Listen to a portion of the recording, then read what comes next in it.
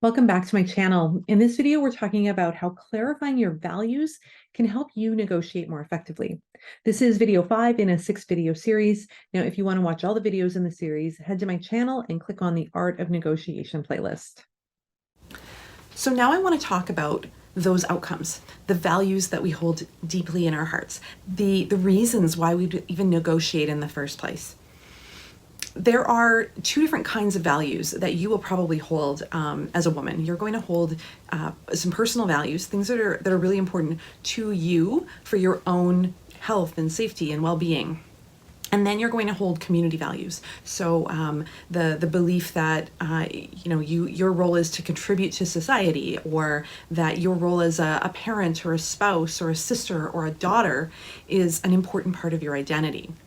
So community values and personal values are both important, but as women, we are highly socialized to focus on the community values, and that is, from the time that we're children, we see how our mothers are idolized and they are martyred for giving up their own autonomy and doing everything for their children. And particularly the generation that I'm a part of, I'm part of Generation X.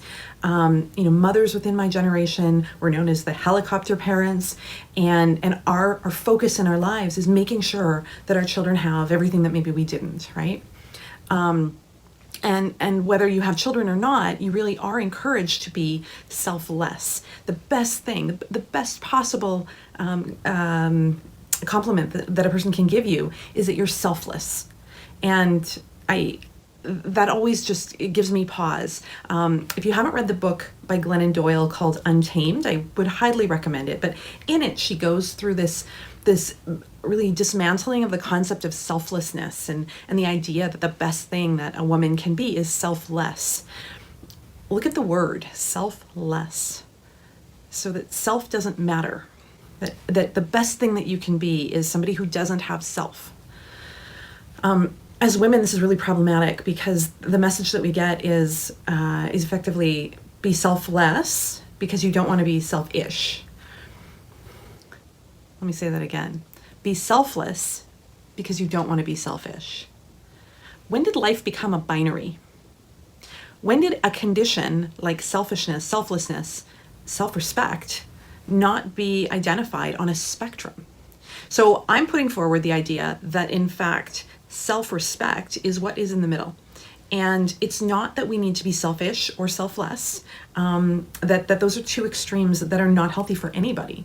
But in fact, we need to be self-respecting, self-understanding, and apply self-care to ourselves. So back to the theory of negotiation, if you can ground yourself in a healthy set of values that, yes, might include some community values, but also include your own personal values, then you have the opportunity to start with the right mindset for success. So again, if you can believe that you've put in the work, you have all of the skills necessary and the knowledge to negotiate effectively, to be successful, and that the values of the benefits that you're getting are aligned. So you're negotiating for particular benefits because they're going to give you more freedom in your life, give you the ability to support your kids in things that are important for you to support, to donate to charity, to have more time by yourself, maybe to be able to work in an office or not in an office because you like the flexibility and it's important to you to have that time with other people, or the time in your own space where you're left alone. So understanding your values and looking at both your community-centric values and your individual personal values is a really important step that will help you to prepare for what you want to ask for. Because if you understand your values, then you can apply those values to your boundaries. Often, as we talked about last week in a negotiation, you're going to find that you put forward a proposal and the other party will come back with a series of maybe other items. They'll have a series of wants from you. And understanding your values, understanding what's the why for you in this negotiation will help you to identify where you have room to negotiate, where you don't have room to negotiate, where something is a hard no. And also in those opportunities where something is presented to you in the moment, having an understanding of your values and what's important to you in your life and for your family and community can help you to determine if you're under the pressure to, to say yes or no, or to at least agree to another conversation.